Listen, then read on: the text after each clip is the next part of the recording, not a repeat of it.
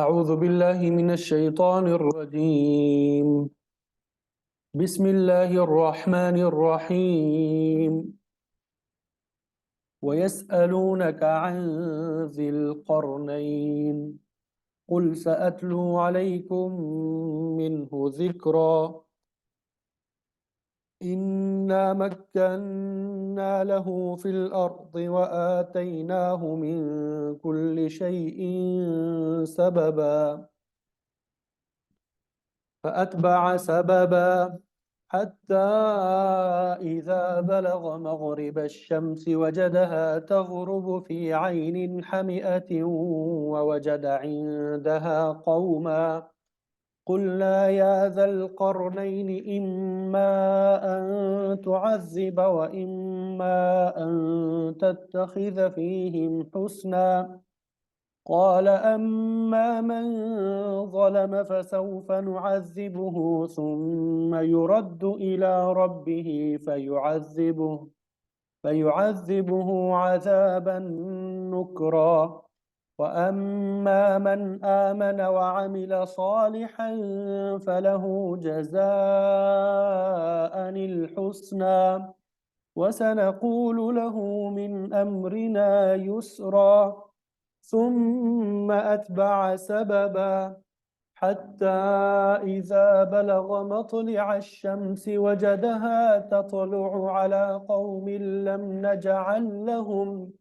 لم نجعل لهم من دونها سترا. كذلك وقد أحطنا بما لديه خبرا. ثم أتبع سببا حتى إذا بلغ بين السدين وجد من دونهما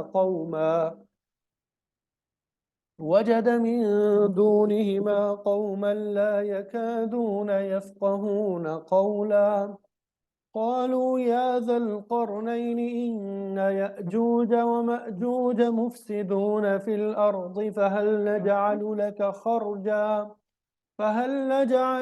خرجا على أن تجعل بيننا وبينهم سدا. قال ما مكني فيه ربي خير فأعينوني بقوة أجعل بينكم وبينهم ردما. آتوني زبر الحديد حتى إذا ساوى بين الصدفين قال انفخوا حتى إذا جعله نارا قال آتوني أفرغ عليه قطرا. فما استطاعوا أن يظهروه وما استطاعوا له نقبا. قال هذا رحمة من ربي فإذا جاء وعد ربي جعله دكاء وكان وعد ربي حقا. وتركنا بعضهم يومئذ يموج في بعض ونفخ في الصور فجمعناهم جمعا. وعرضنا جهنم يومئذ للكافرين عرضا. الذين كانت أعينهم في غطاء عن ذكري وكانوا لا يستطيعون سمعا. صدق الله العظيم. अल्हम्दुलिल्लाह। अभी आपके सामने सूरह कहफ आयत नंबर 83 से आयत नंबर 101 तक तिलावत की सआदत हासिल हुई। पहले इन आयात का तर्जुमा आपके सामने बयान करेंगे और फिर मुफस्सिरीन ने जो तफसीर बयान की होगी वो आपके सामने इंशाअल्लाह ज़िक्र करेंगे। अल्लाह ताला कुरान मजीद का पढ़ना पढ़ाना समझना समझाना आसान बनाए हमारे लिए। कुरान मजीद के अहकामात पे अमल करना और कुरान मजीद के अहकामात के मुताबिक अपनी ज़िंदगी ढालने की हमें तौफीक अता फरमाए। तो पहली आयत जो है वयसअलूनका व और यसअलूनका वो सब सवाल करते हैं आपसे।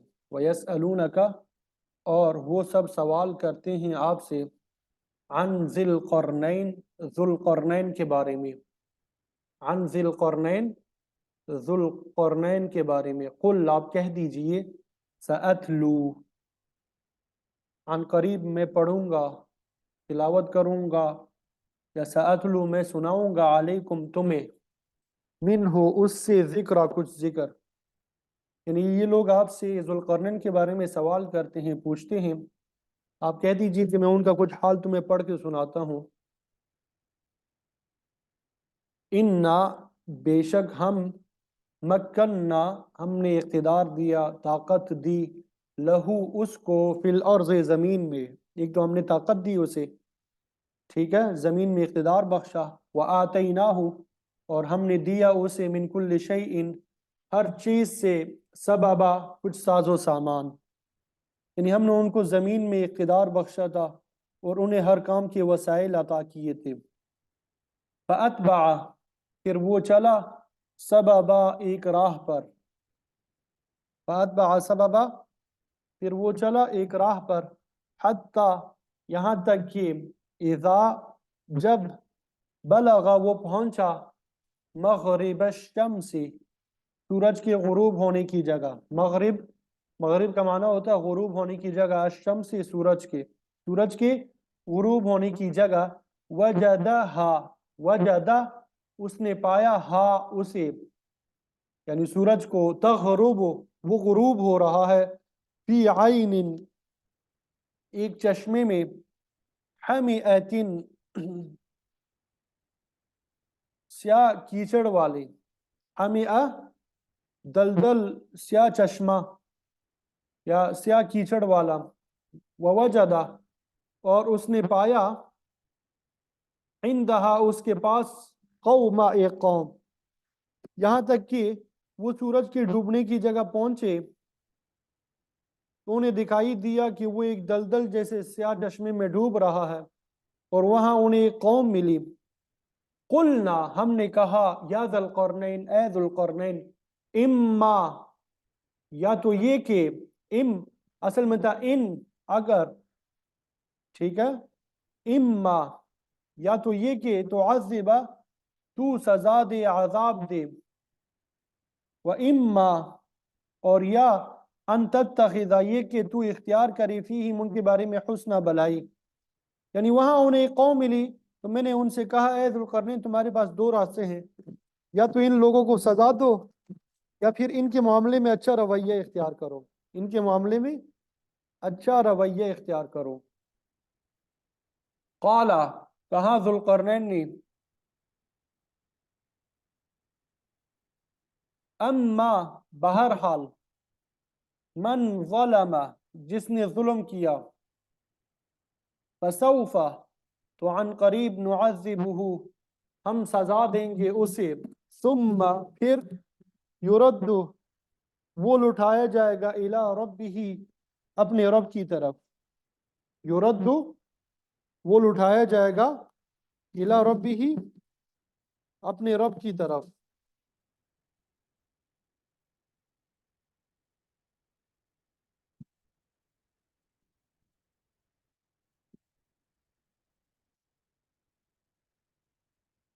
सुम्मा युरद्दु,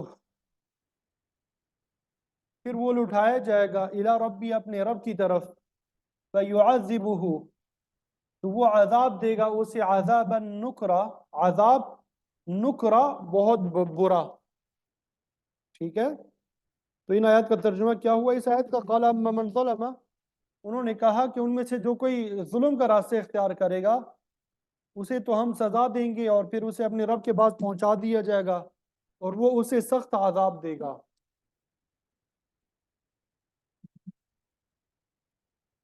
व अम्मा,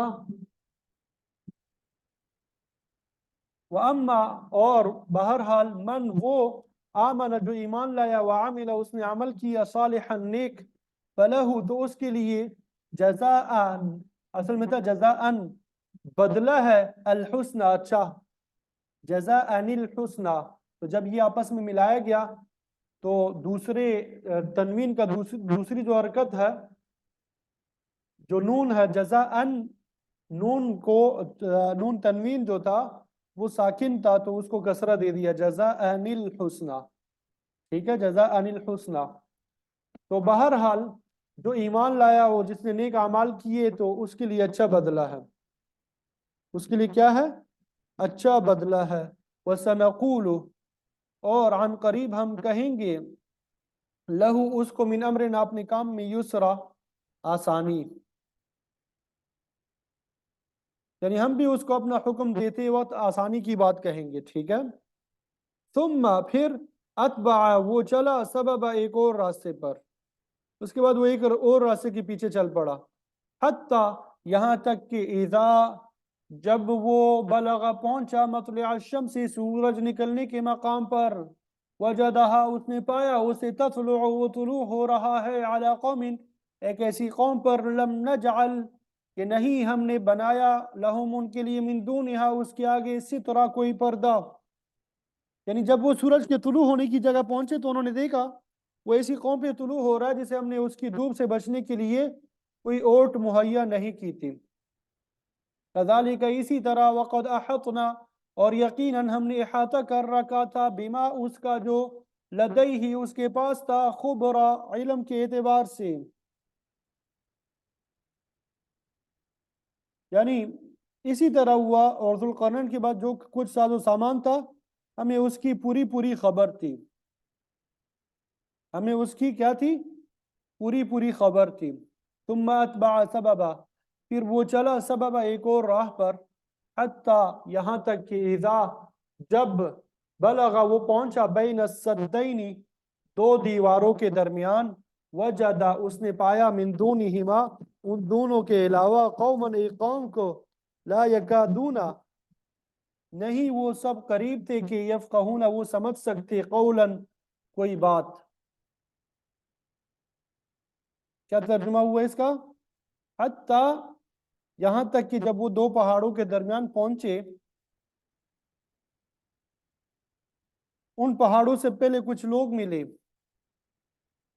جن کے بارے میں ایسا لگتا تھا کہ وہ کوئی بات نہیں سمجھتے۔ قالوا ان سب نے کہا، یا ذا القرنین اے ذو القرنین، ان یأجوج و مأجوج بے شک یأجوج اور مأجوج، مفسدون یہ سب فساد کرنے والے ہیں، فی الارض زمین میں، فہل نجعل تو کیا ہم کر دیں، لکا آپ کے لیے، خرجا کچھ مال، یعنی کیا ہم آپ کو کچھ مال کی پیشکش کر سکتے ہیں، علی اس شرط پہ، ان تجعل کہ تو بنا دے، بیننا ہمارے درمیان، اور بینہم اور ان کے درمیان، سدا ایک دیوار۔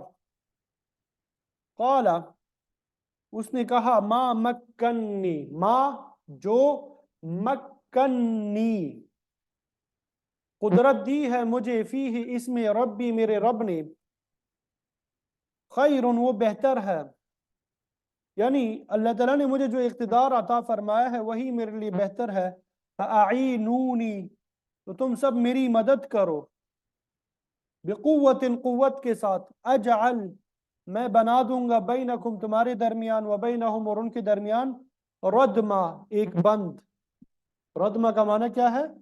ایک بند۔ آتونی تم سب لاؤ، نی میرے پاس، زبر الحدید لوہے کے تختے، حتی یہاں تک کہ اذا جب، ساوا اس نے برابر کر دیا، بین الصدفین دو پہاڑوں کے درمیان، قال اس نے کہا، انفخو تم سب پھونکو، یعنی مجھے لوہے کی چادریں لا دو، یہاں تک کہ جب انہوں نے درمیانی خلا کو برابر کر دیا، یعنی دونوں پہاڑی سروں کو ایک دوسرے سے ملا دیا، تو کہا کہ اب آگ جو ہے وہ دہکاؤ، وہ دہکانے کے لیے نا اسے پھونکا جاتا ہے، حتی یہاں تک کہ اذا جب، جعلہ اس نے بنا دیا اسے، نارا آگ، ٹھیک ہے، قال اس نے کہا، آتونی تم سب لاؤ میرے پاس، افرغ میں ڈال دوں، علیہ اس پر، قطرہ کچھ پگھلا ہوا تانبا، جب وہ آگ جو ہے لال انگارہ اس نے کر دیا تو کہا کہ پگھلا ہوا تانبا لاؤ، اب میں اس پہ اونڈیلوں گا۔ فَمَسْطَاعُوا،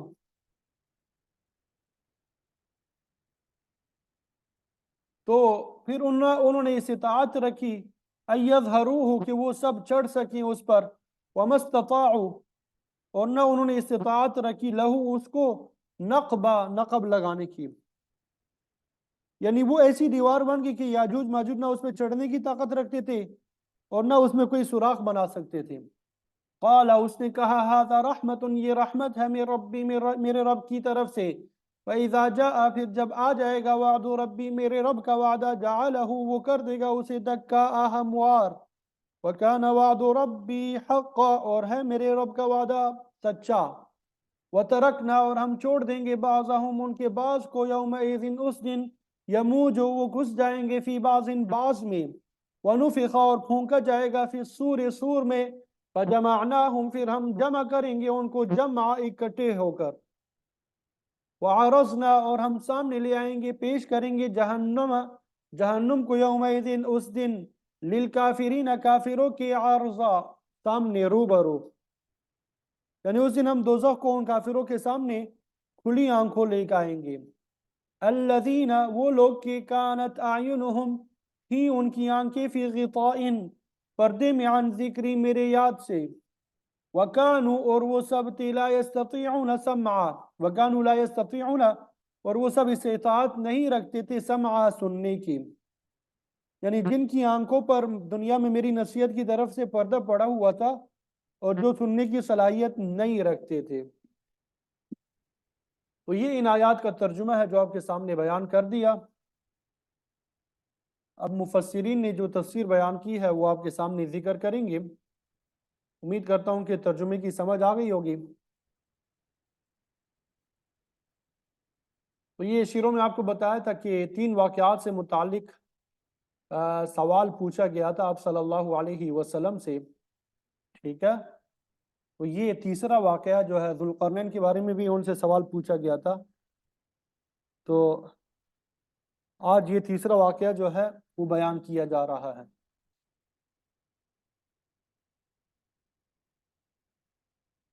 وَيَسْأَلُونَكَ عَنْ ذِي الْقَرْنَيْنِ، اے پیغمبر، لوگ آپ سے ذوالقرنین کے بارے میں سوال کرتے ہیں کہ وہ کون تھا، اس نے کیا کام انجام دیا تھا، ان کے بارے میں ان کی شخصیت کے بارے میں لوگوں کے نظریات جو ہے وہ مختلف ہے۔ بعض نے کہا کہ ذوالقرنین سے مراد سکندر یونانی ہے، جس نے 30-35 سال کی عمر میں آدھی دنیا کو فتح کر لیا تھا۔ تاریخ میں اس کا ذکر کثرت سے ملتا ہے۔ اس کا وزیر ارسطو تھا، وہ بہت بڑا حکیم تھا، منطق کا بانی اور موجد تھا۔ اخلاق اور سیاسیات میں اس کی تصنیفات بڑی مشہور ہے۔ ارسطو جو ہے افلاطون کا شاگرد تھا، اور یہ سکندر جو ہے مسیح علیہ السلام سے تقریباً 350 سال پہلے گزرا ہے۔ تاریخ میں آتا ہے، تاریخ کی کتابوں میں، کہ یہ ٹیکسلا اور جہلم تک بھی آیا تھا، لیکن اس شخص پہ ذوالقرنین کا اطلاق نہیں کیا جا سکتا کیونکہ یہ آدمی مشرک تھا، جبکہ ذوالقرنین کا ذکر قرآن مجید نے جو کیا ہے وہ مومن اور نیک آدمی تھا، اللہ تعالیٰ کی نعمتوں کا شکر ادا کرتا تھا، اس نے خانہ کعبہ کا طواف بھی کیا تھا۔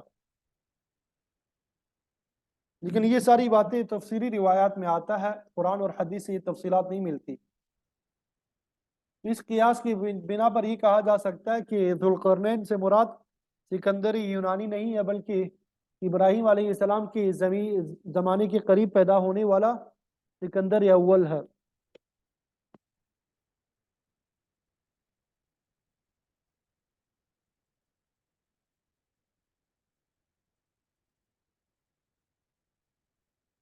بعض نے شبہ ظاہر کیا کہ شاید یہ نبی تھا، لیکن اکثر مفسرین نے اسے نبی کی بجائے نیک اور صالح انسان کہا ہے۔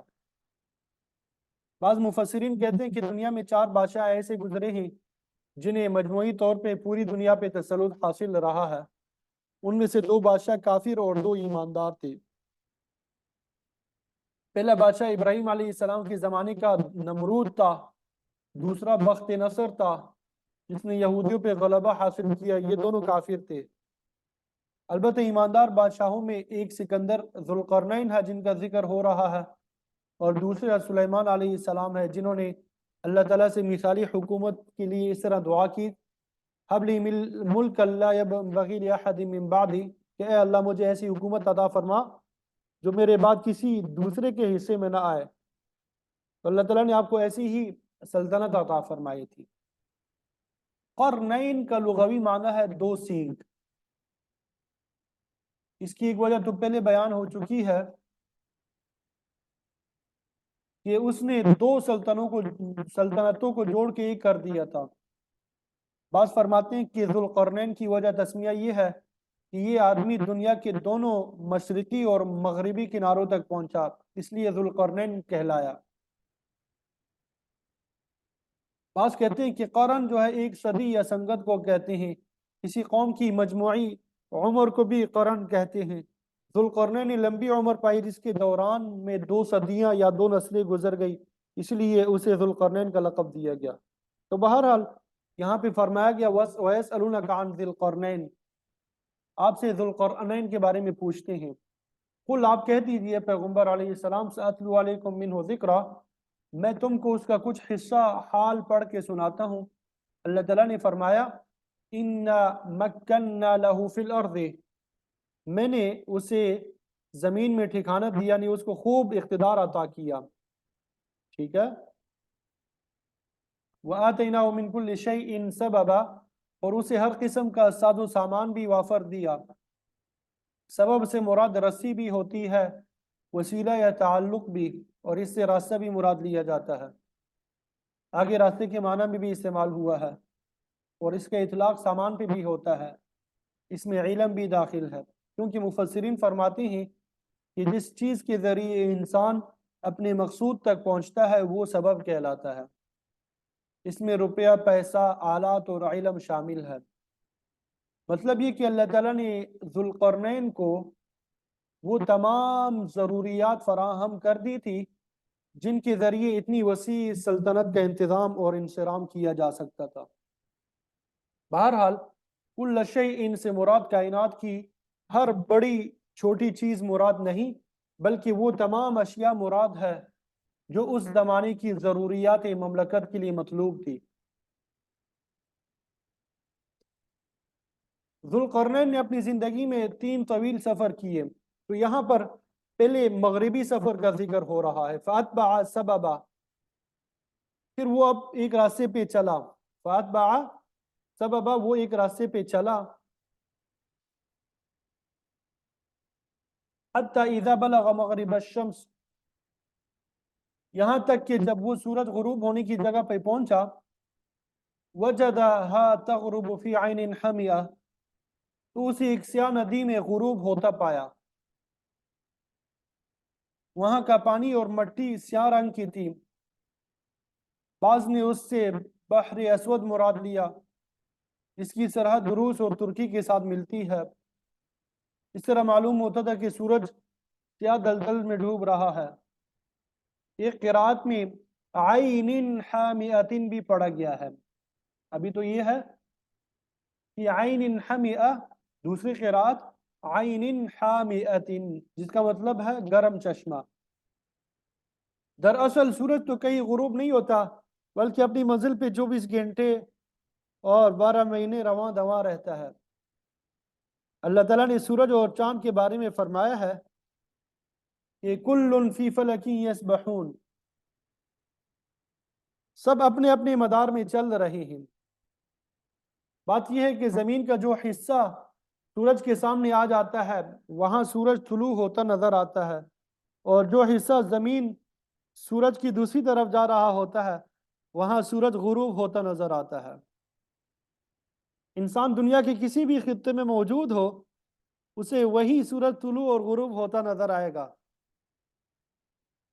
اگر وہ کسی صحرا میں ہے تو وہ سورج کو زمین میں غروب ہوتا پائے گا،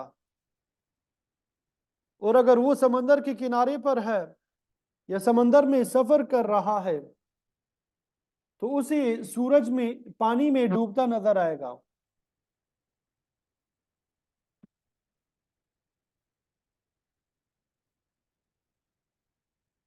تو بہرحال ذوالقرنین مغرب کی طرف چلتے چلتے ایسے مقام تک پہنچ گیا جہاں کوئی ندی تھی یا بحر اسود تھا. اس نے دیکھا کہ سورج پانی میں غروب ہو رہا ہے. اما ان سے دلدل بھی مراد لی جاتی ہے، ہو سکتا ہے کہ وہاں سیاہ رنگ کی دلدل ہو.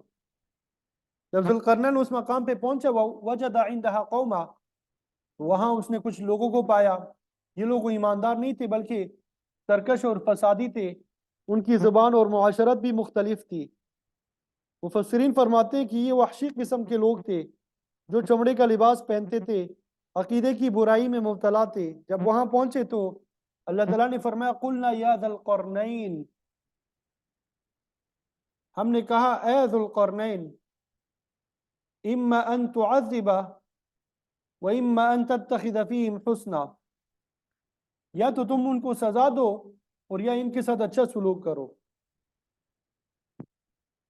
مفسد لوگوں کو ان کی بری کارگزاری کی سزا بھی دی جا سکتی ہے، اور بعض اوقات اگر ان کے ساتھ حسن سلوک اختیار کیا جائے تو تب بھی وہ برائی سے باز آ جاتے ہیں. تو اللہ تعالیٰ نے ذوالقرنین کو اختیار دیا کہ ان کے ساتھ جو چاہو سلوک کرو. قال، ذوالقرنین نے کہا اما من ظلم، بہرحال جو شخص ظلم کرے گا فسوف نعذبہ، ہم اس کو سزا دیں گے. ہم اس کو کیا کریں گے؟ سزا دیں گے. کفر، شرک، ظلم اور تعدی کرنے والوں کو سزا دی جا سکتی ہے. یہ اصول بھی اپنی جگہ قائم ہے کہ تعدی کرنے والوں کو معاف نہ کیا جائے. امام شاہ ولی اللہ محدث دہلوی رحمۃ اللہ علیہ فرماتے ہیں کہ اجتماعی نظام کے لیے ضروری ہے کہ اچھے لوگوں کے ساتھ نیک سلوک کیا جائے، بدماشوں کی سرکوبی کی جائے. اگر ایسا نہیں ہوگا تو سلطنت کا نظام جو ہے وہ بگڑ جائے گا، ملک میں بدامنی پیدا ہو جائے گی. البتہ انگریزی قانون میں اس اصول کی پابندی نہیں کی جاتی، وہاں مفاد دیکھا جاتا ہے. وہ کس طرف ہے؟ بعض اوقات مفاد کی وجہ سے غنڈوں کو بھی سہولتیں فراہم کی جاتی ہے. یہی وجہ ہے کہ آج پوری دنیا میں فتنہ اور فساد کا بازار گرم ہے. تو بہرحال سکندر ذوالقرنین نے کہا ہم ہر ظالم کو اس کے ظلم کی سزا دیں گے. ثم یرد الی ربی، اور پھر وہ اپنے رب کی طرف، پروردگار کی طرف لوٹایا جائے گا. فیعذبہ عذابا نکرا، پھر وہ اس کو سخت سزا دے گا. جب آخرت میں خدا کی عدالت میں پیش ہوگا تو وہاں کا عذاب بھی اسے چکنا پڑے گا. ذوالقرنین نے کہا کہ دنیا کے قانون کے خلاف ورزی پر تو ہم سزا دیں گے، مگر حقیقی اور آخری سزا اللہ تعالیٰ دے گا. اور ذوالقرنین نے یہ بھی کہا وَأَمَّا مَنْ آمَنَ وَعَمِلَ صَالِحًا، کہ بہرحال جو ایمان لے آیا اور نیک اعمال کیے، نماز، روزہ، زکوٰۃ، حج، عبادات، یہ بھی نیک اعمال ہے، یہ اختیار کیے، جہاد، قربانی، صدقہ، خیرات، عدل، یہ سب بھی نیک اعمال ہے. ان کو انجام دینے سے انسان نجات کا مستحق بنتا ہے. اور ان سب اعمال کا دار و مدار جو ہے ایمان پر ہے، کہ انسان اللہ کی وحدانیت پہ ایمان لائے، اس کے رسولوں، ملائکہ، کتابوں کو برحق مانی، تقدیر اور معاد پہ یقین رکھے، تو ایسا شخص مومن ہوگا تو اور نیک اعمال بھی کرے گا تو اللہ تعالیٰ کے ہاں بہت اجر کا مستحق ہوگا. فَلَهُ جَزَاءً الْحُسْنَى، اس کے لیے اچھا بدلہ ہوگا، اس کا احترام کیا جائے گا، کیونکہ اللہ تعالیٰ کسی شخص کی نیکی کو ضائع نہیں کرتا. وَسَنَقُولُ لَهُ مِنْ أَمْرِنَا يُسْرًا، ہم اپنے معاملے میں اس کے لیے آسان بات کہیں گے. نیک اور ایماندار آدمی کے ساتھ حسن سلوک ہی جائز ہے، ایسے شخص کے ساتھ بدسلوکی کرنا یہ ظلم کے مترادف ہے. ٹھیک ہے. تو ذوالقرنین نے بھی یہی کہا کہ ایماندار اور نیک آدمی کے ساتھ ہم بھی آسانی کریں گے اور سرکش کو ضرور سزا دیں گے. سرکش کو ہم کیا کریں گے؟ ضرور سزا دیں گے. پھر اس کے بعد مشرقی اور شمالی سفر کا، ان کے حال کا بیان کیا جا رہا ہے. ثم اتبع سببا، پھر وہ ایک راستے پہ چل پڑا، ایک سفر پہ چل پڑا جو مشرق کی طرف تھا. تفسیری روایات سے معلوم ہوتا کہ یہ سفر 12 سال میں مکمل ہوا. اللہ تعالیٰ نے ذوالقرنین کو خاص فضیلت عطا فرمائی تھی، خصوصی قوت بھی عطا ہوئی تھی، آپ سے بعض امور معجزانہ طور پہ بھی سرزد ہوئے، اس لیے عین ممکن ہے کہ یہ سفر کم تر عرصے میں طے ہو گیا ہو، اللہ تعالیٰ نے اس کی توفیق اپنی قدرت اور حکمت کے مطابق بخشی تھی۔ تو بہرحال انہوں نے مشرق کی طرف سفر اختیار کیا، حتی اذا بلغ مطلع الشمس، یہاں تک کہ جب وہ سورج نکلنے کی جگہ پہ پہنچا، وجدها تطلع على قوم لم نجعل لهم من دونها سترا، وہاں اس نے پایا کہ سورج ایک ایسی قوم پہ طلوع ہوتا ہے کہ نہیں بنایا ہم نے ان کے اور سورج کے درمیان کوئی حجاب، مطلب یہ کہ وہ قوم بالکل بے حجاب تھی، انہوں نے کوئی مکان نہیں بنا رکھے تھے، نہ وہ کسی پہاڑ وغیرہ کی آڑ میں زندگی بسر کرتے تھے، سورج کی تپش براہ راست ان لوگوں کے اجسام پہ پڑتی تھی، ہو سکتا ہے کہ مغربی لوگوں کی طرح یہ مشرقی لوگ بھی غیر متمدن ہو، مغربی لوگوں کے بارے میں تو اللہ تعالیٰ نے ذوالقرنین کو اختیار دے دیا تھا کہ چاہے تو ان کو سزا دے دے یا ان کے ساتھ رعایت کا معاملہ کرے، اسی طرح ہو سکتا ہے کہ مشرق کے رہنے والی بھی غیر متمدن ہو، مکان وغیرہ بنانے کی وہ ضرورت ہی محسوس نہ کرتے ہو، یا مکان وغیرہ کا وہاں رواج ہی نہ ہو۔ بعض کہتے ہیں کہ اس قوم کے لوگوں نے زیر زمین پناہ گاہیں بنا رکھی تھی، جب سورج کی دھوپ تیز ہوتی تو ان پناہ گاہوں میں چلے جاتے، بعض کہتے ہیں کہ شدت گرمی کے دوران یہ لوگ پانی میں داخل ہو جاتے ہیں، جیسے بھینسیں وغیرہ پانی میں چلے جاتی ہے، اور جب دھوپ کی شدت میں کمی ہو جاتی تو پھر وہ باہر نکل آتی، لیکن یہ سب غیر یقینی باتیں ہیں جن پہ اعتماد نہیں کیا جا سکتا، صحیح بات اتنی ہے کہ جو قرآن اور سنت سے ثابت ہے۔ اللہ تعالیٰ نے فرمایا کذالک، معاملہ ایسا ہی تھا، وقد احطنا بما لدیہ خبرا، وقد احطنا بما لدیہ خبرا، اور تحقیق ہم نے ذوالقرنین کے ساتھ پیش آنے والے تمام حالات کا احاطہ کر رکھا ہے، وہ سب کچھ ہمارے علم میں ہے، تاہم اللہ تعالیٰ نے ان حالات اور واقعات کی مزید تفصیل نہیں بتائی۔ مشرق اور مغرب میں ذوالقرنین جن مقامات تک پہنچا، اللہ تعالیٰ نے تمام علاقوں پہ آپ کو تسلط عطا کیا تھا۔ آپ کے لقب ذوالقرنین کی ایک وجہ تسمیہ یہ بھی ہے کہ آپ دنیا کے دونوں کناروں تک پہنچے، قرن کا معنی سینگ بھی ہوتا ہے اور کنارہ بھی، پھر آگے ارشاد ہوا ثم اتبع سببا، پھر وہ ایک راستے پہ چلا۔ یہ تیسرا سفر آپ نے اختیار کیا۔ مفسرین اور مورخین اپنے اندازے سے بتاتے ہیں کہ یہ سفر شمال کی طرف تھا، حتی اذا بلغ بین السدین، یہاں تک کہ جب وہ دو پہاڑوں کے درے میں پہنچا، وجد من دونہما قوما، تو اس نے پہاڑوں کے اس طرف ایک قوم کو پایا، لا یکادون یفقہون قولا، وہ ذوالقرنین ان لوگوں کی بات سمجھتے تھے اور نہ وہ لوگ ذوالقرنین کی زبان سے واقف تھے۔ اس کے باوجود اگلی آیت میں اللہ تعالیٰ نے ذوالقرنین اور اس قوم کے درمیان مکالمے کا ذکر فرمایا، ظاہر ہے کہ یہ بات چیت کسی ترجمان کے ذریعے سے ہوئی ہوگی، تو یہ ترجمانی کا طریقہ قدیم زمانے سے چلا آ رہا ہے، ٹھیک ہے۔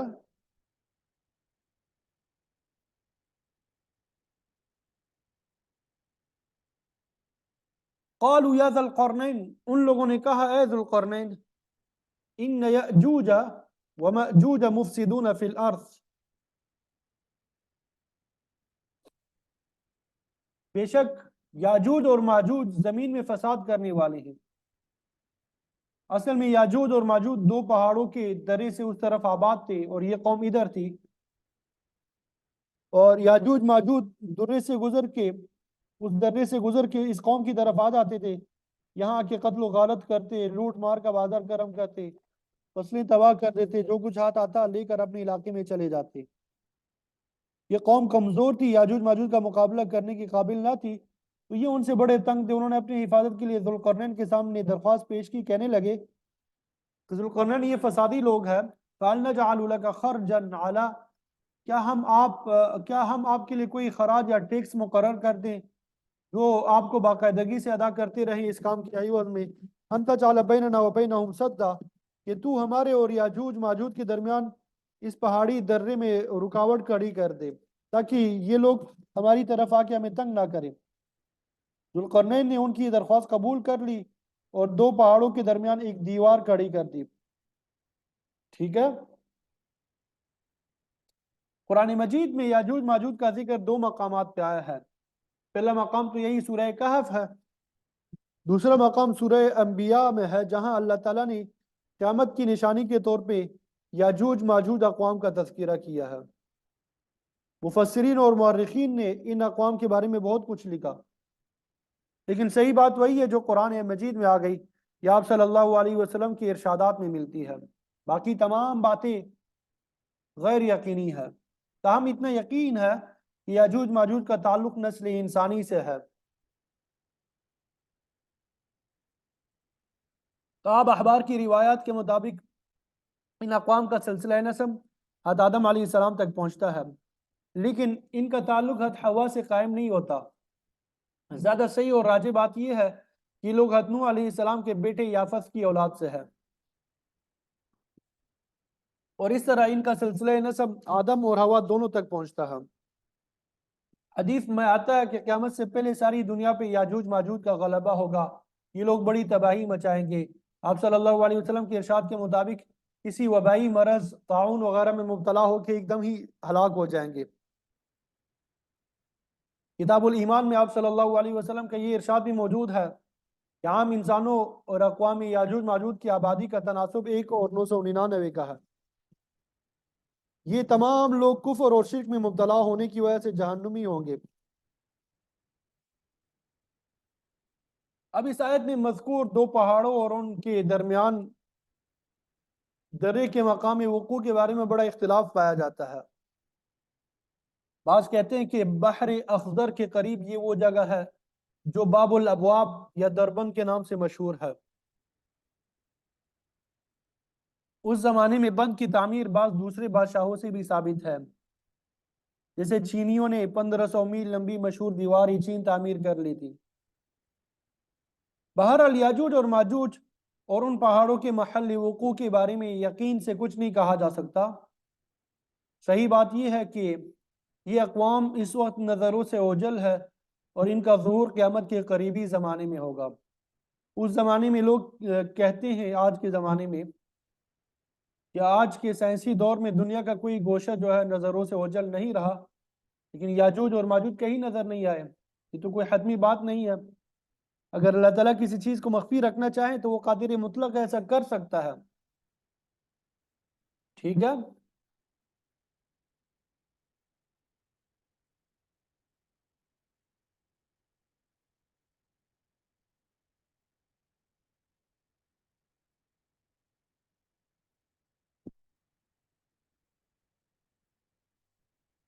تو انہوں نے اس قوم نے اس کام کے لیے معاوضے کی پیشکش بھی کی، تو پھر حضرت ذوالقرنین نے اس کے جواب میں کیا فرمایا؟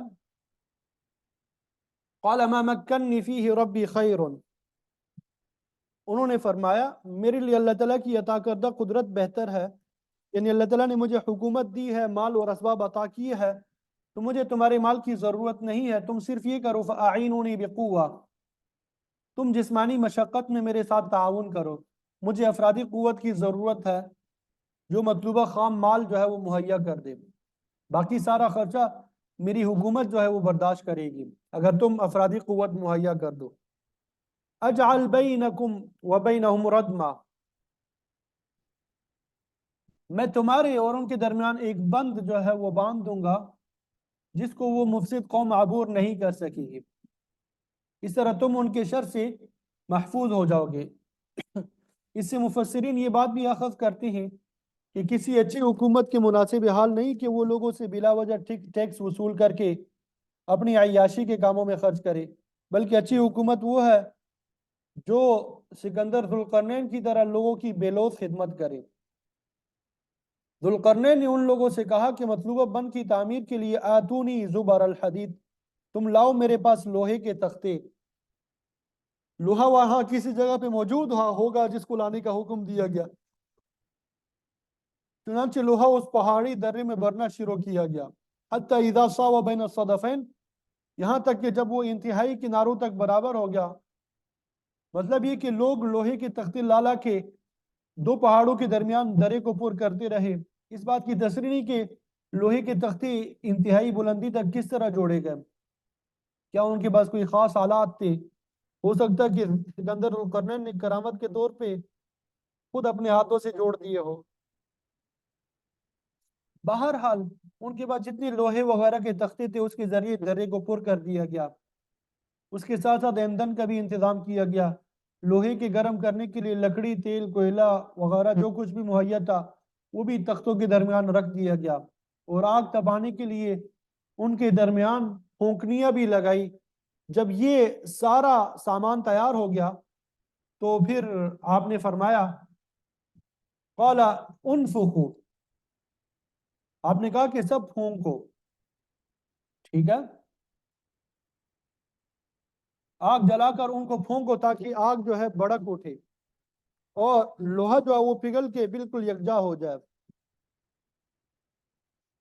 آج کل لوہے کو پگھلانے کے لیے بٹیاں کام کر رہی ہے، لیکن اس زمانے میں ذوالقرنین نے کوئی ایسا طریقہ اختیار کیا اور ایک کھلی جگہ میں لوہے کو اتنی آگ دی کہ اس کے تمام تخلے پگھل کے ایک ساتھ ہو گئے، حتی اذا جعلہ نارا، یہاں تک کہ جب اس لوہے کو بالکل آگ کی طرح کر دیا، قال، ذوالقرنین نے کہا آتونی افرغ علیہ قطرہ، آتونی قطرہ، میرے پاس تانبا لاؤ تاکہ میں اس لوہے پہ ڈال دوں۔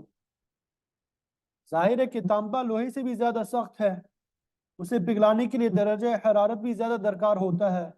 چنانچہ جب لوہا گرم ہو کے پگھل گیا تو پھر اس پر پگھلا ہوا تانبا ڈال دیا گیا، جس سے لوہے کی وہ دیوار جو ہے مزید مضبوط ہو گئی اور اس میں شگاف پڑنے کا اندیشہ تک نہ رہا۔ جب یہ درہ لوہے کی مضبوط دیوار سے بند ہو گیا تو پھر شر پسند قوم یاجوج ماجوج کے دوسری طرف جانے کا امکان ختم ہو گیا، کیونکہ اس درے کے اطراف میں بڑے دشوار گزار پہاڑ تھے جنہیں عبور نہیں کیا جا سکتا تھا۔ سکندر ذوالقرنین نے یہ بہت بڑا کارنامہ انجام دے کے درے سے اس طرف رہنے والے لوگوں کو مفسرین کے شر سے محفوظ کر دیا۔ اللہ تعالیٰ کا فرمان ہے فَمَا اسْطَاعُوا أَن يَظْهَرُوهُ، اب اس مفسد قوم کے بس میں نہیں رہا، وہ استطاعت نہیں رکھتے تھے کہ وہ پہاڑ کے اوپر چڑھ سکتے، وَمَا اسْتَطَاعُوا لَهُ نَقْبًا، اور نہ وہ طاقت رکھتے تھے کہ اس مضبوط بند میں شگاف جو ہے وہ ڈال سکتے۔ یہ عظیم کام سر انجام دینے کے باوجود سکندر ذوالقرنین نے اسے اپنا کمال نہیں جتلایا، بلکہ قال هذا رحمت من ربی، کہا یہ تو میرے پروردگار کی مہربانی کا نتیجہ ہے، میں نے یہ کام اس کی توفیق سے پورا کیا ہے۔ اب یہ بند نہایت مضبوط اور ناقابل تکسیر ہے، ناقابل تسخیر ہے۔ فَإِذَا جَاءَ وَعْدُ رَبِّي جَعَلَهُ دَكَّاءَ، مگر جب پروردگار کا وعدہ آ جائے گا تو وہ اس کی تمام تر مضبوطی کے باوجود اس کو توڑ دے گا، بند میں شگاف پڑ جائیں گے، یاجوج ماجوج کی قوم اپنے علاقے سے نکل کر پھیل جائے گی۔ وَكَانَ وَعْدُ رَبِّي حَقًّا، اور میرے پروردگار کا وعدہ بالکل برحق ہے، وہ پورا ہو کے رہے گا۔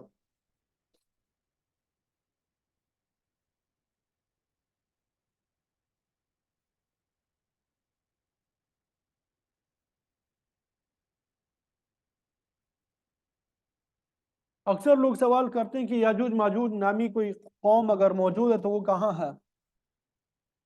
تو اس حوالے سے حضرت مولانا اشرف علی تھانوی صاحب رحمۃ اللہ علیہ کی بات جو ہے زیادہ اوفق ہے۔ آپ فرماتے ہیں کہ اس سلسلے میں بعض باتیں قرآن مجید سے ظاہر ہوتی ہے، بعض احادیث سے۔ مثلا قرآن مجید سے ثابت ہے کہ ذوالقرنین اللہ تعالیٰ کا مقبول بندہ تھا، وہ جلیل القدر بادشاہ تھا۔